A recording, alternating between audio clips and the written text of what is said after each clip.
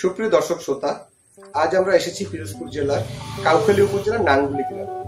এখানে একজন নারী উদ্যোক্তা নতুন একটি আবিষ্কার করেছেন, যিনি পরিত্যক্ত সুপারির খোল দিয়ে 10 প্রকারের থালা, বাটি, ট্রে তৈরি করছেন, যা শুধু পিরোজপুর নয়, ঢাকা পেরিয়ে নেদারল্যান্ড পর্যন্ত দেশের বাইরে রপ্তানি হচ্ছে। এটা শুধু আমার বাংলাদেশ নয়, এটা আমাদের বাংলাদেশ পেরিয়ে দেশের বাইরেও পিরোজপুরের নামকে উজ্জ্বল করেছে। সবচেয়ে আনন্দের ব্যাপার হচ্ছে যে এইটা সম্পূর্ণ একদম কেমিক্যাল মুক্ত এবং প্রাকৃতিক উপায় তৈরি করছেন, যার ফলে এটাতে আমাদের শারীরিক কোনো সমস্যা হবে না। দেশ জুড়ে যখন প্লাস্টিক সামগ্রী পরিবেশ দূষণের প্রধান কারণ হয়ে দাঁড়িয়েছে, তখন কাউখালী উপজেলার নাঙ্গুলি গ্রামের নারী উদ্যোক্তা নীলুফার ইয়াসমিন এক নতুন দৃষ্টান্ত স্থাপন করেছেন।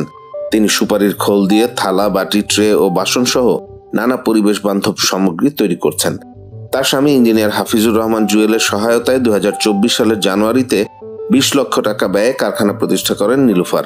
উচ্চ মূল্যের বিদেশি যন্ত্রপাতির পরিবর্তে নিজস্ব প্রযুক্তিতে দেশে তৈরি মেশিন ব্যবহার করে উৎপাদন শুরু হয়।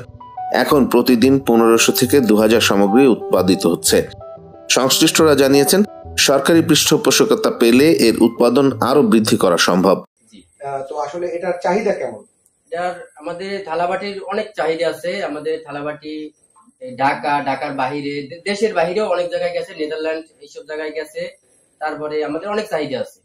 আচ্ছা, আপনারা কি এই যে জিনিসটা তৈরি করছেন, এটা কি কোনো সরকারি বা বেসরকারি ভাবে ট্রেনিং নিয়েছেন? না, আমরা কোনো সরকারি বেসরকারি ট্রেনিং নেই, কিন্তু আমরা দেখতে দেখতে মানে করতে করতে আস্তে আস্তে শিখছি। আচ্ছা, আপনাদের প্রতিদিন কেমন উৎপাদন হয় এখানে?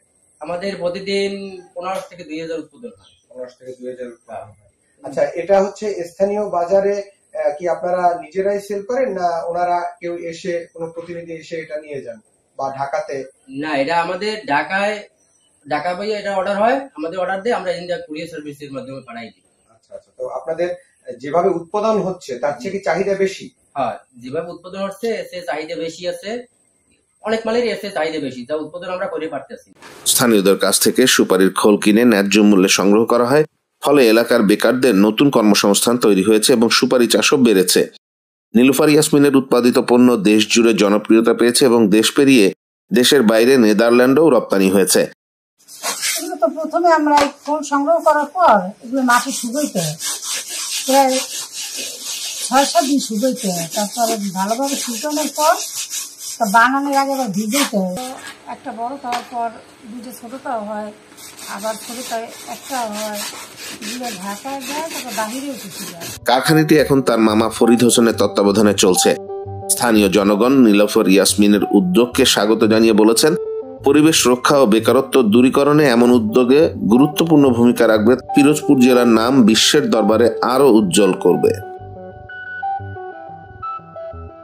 আপনারা শুনলেন যে কি প্রক্রিয়া এইটা তৈরি হয় এবং ওনারা কিভাবে এটা শিখলেন। তো আমরা ওনাদের কাছ থেকে জানতে পারলাম যে ওনাদের কোনো ট্রেনিং নেই, ওনারা যেটুকুই করছেন তারা যেটুকু জানেন সেভাবেই করছেন। তো ওনাদের দাবি, ওনারা যদি সরকারি পৃষ্ঠপোষকতা পান এবং সরকারিভাবে কোনো ট্রেনিং পান, তাহলে ওনারা যে পরিমাণে চাহিদা আছে সেই চাহিদা পূরণ করতে পারবে, যার ফলে পিরোজপুরের নামকে আরো উজ্জ্বল করতে পারবে এবং মানুষের চাহিদা পূরণ করতে পারবে। মোহাম্মদ নাঈম হোসেন তালুকদার, পিরোজপুর।